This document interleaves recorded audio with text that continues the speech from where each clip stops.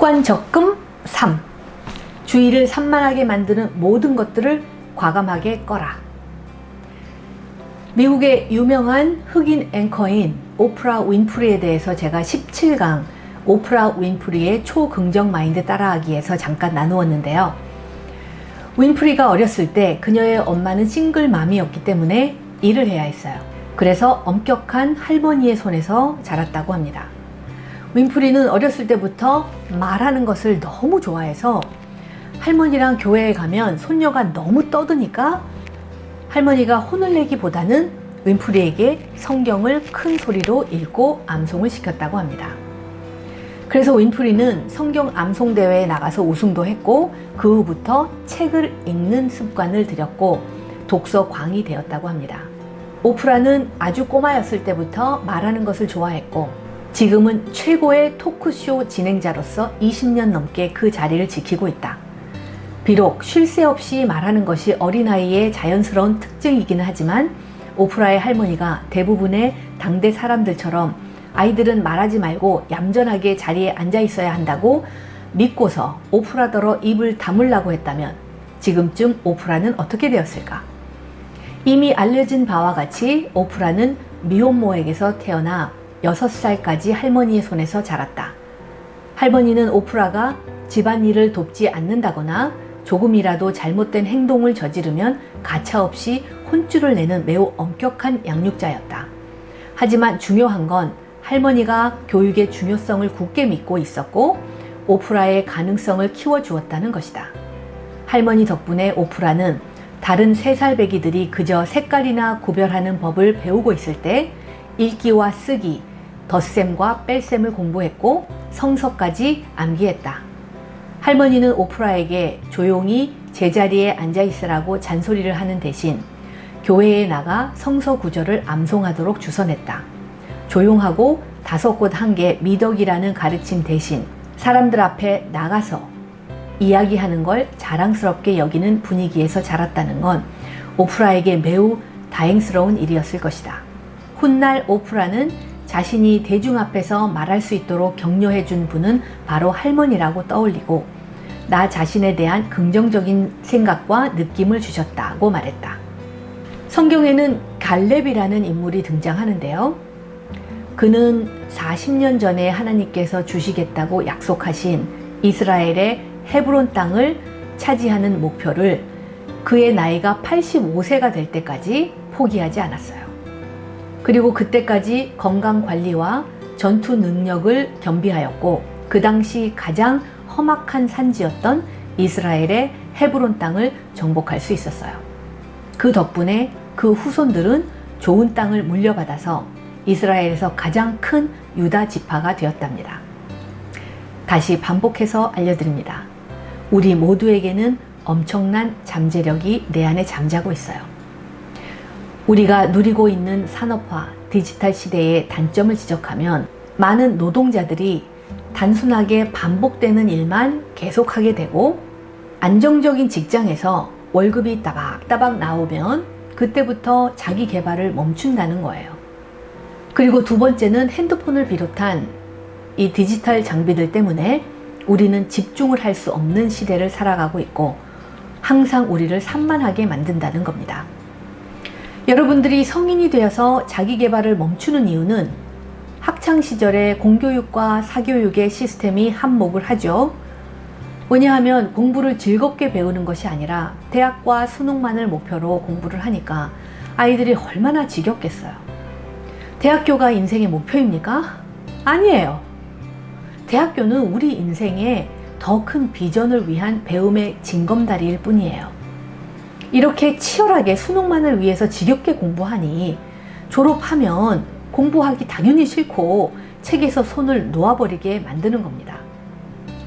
파레토의 법칙은 20세기 초에 이탈리아에서 알려졌는데 이탈리아 사람들 중 20%의 상류층들이 국토의 80%를 소유하고 있다는 사실을 발견하면서 이 법칙이 기업과 마케팅에 유익하게 사용되기 시작했어요. 파레토 법칙에 대한 연구가 다양한 분야에서도 계속되면서 과수원에서도 20%의 건강한 토마토 나무가 80%의 토마토를 생산한다고 합니다.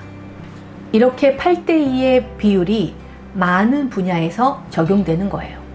집 안에서도 20%의 공간에서 여러분들의 시간 대부분인 80%를 사용한다고 합니다. 습관혁명에서 마크 레클라우는 이렇게 말합니다. 결과의 80%는 자기 행동의 20%에서 나온다. 수익의 80%는 고객의 20%에서 나온다. 불평의 80%는 고객의 20%에서 나온다. 매출의 80%는 생산품의 20%에서 나온다. 다음의 질문에 스스로 답해보라. 당신이 더 많은 시간을 투자해야 하는 곳은 어디인가? 당신이 더 적은 시간을 투자해야 하는 곳은 어디인가? 당신이 비교적 적은 시간을 투자하여 더 좋은 결과를 얻고 있는 곳은 어디인가? 당신이 많은 시간을 투자하는데도 매우 적은 결과만을 얻고 있는 곳은 어디인가?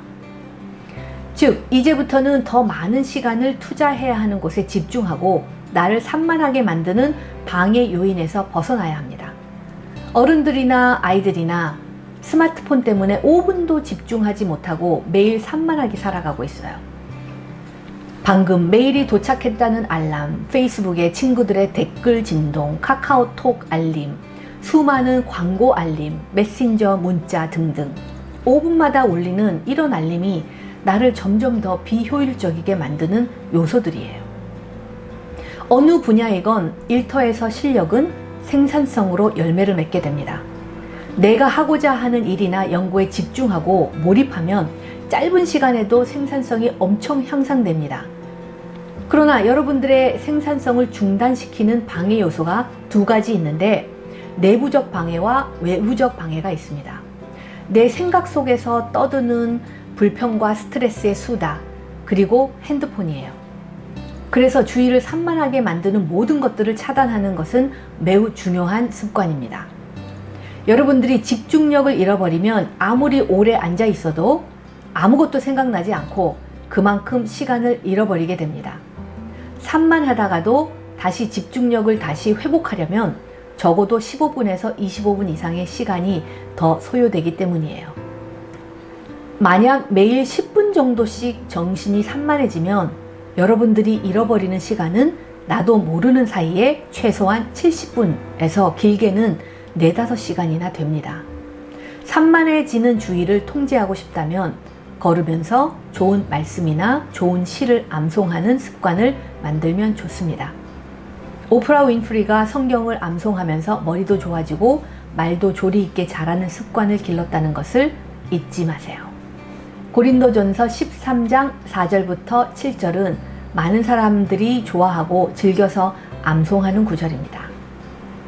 사랑은 오래 참고, 사랑은 온유하며, 시기하지 아니하며, 사랑은 자랑하지 아니하며, 교만하지 아니하며, 무례히 행하지 아니하며, 자기의 유익을 구하지 아니하며, 성내지 아니하며, 악한 것을 생각하지 아니하며, 불의를 기뻐하지 아니하며, 진리와 함께 기뻐하고, 모든 것을 참으며, 모든 것을 믿으며, 모든 것을 바라며, 모든 것을 견디느니라.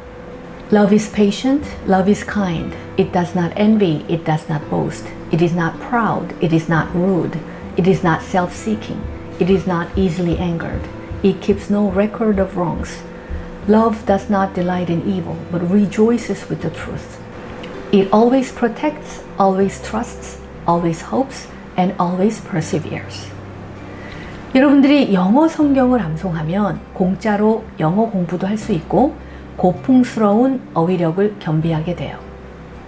제가 구약 성경 잠언을 한글과 영어로 30 중반에 읽었는데 가장 후회한 것이 무엇인지 아세요? 내가 잠언의 지혜서를 10대 또는 20대에 읽었더라면 그 당시 바보 같은 실수들과 잘못된 선택을 하지 않았을 텐데 라고 후회하면서 깨닫는 마음을 갖게 됐어요. 그래서 그때부터 성경 암송을 시작했어요. 암송을 잘하는 비결은 간단합니다. 그 문장들을 반복하면서 그 의미를 마음에 새기면서 집중하게 되면 내 마음속에 들어있는 수많은 잡생각들이 사라지고 좋은 말씀에 몰입할 수 있게 되는 거예요. 그러면 마음의 평정을 찾게 되고 집중력이 점점 좋아집니다. 내일이 되면 또 잊어버리겠죠? 그러면 다시 반복하고 또 일주일 후에 반복하고 한 달 후에도 반복하면 됩니다. 성공한 사람과 실패한 사람의 주요 차이점은 마음이 산만해지지 않는 능력에 있다 라고 합니다. 파레토의 법칙, 여러분들이 집중하는 20%의 시간을 통해서 창의력이 나오고 생산성이 향상될 것입니다.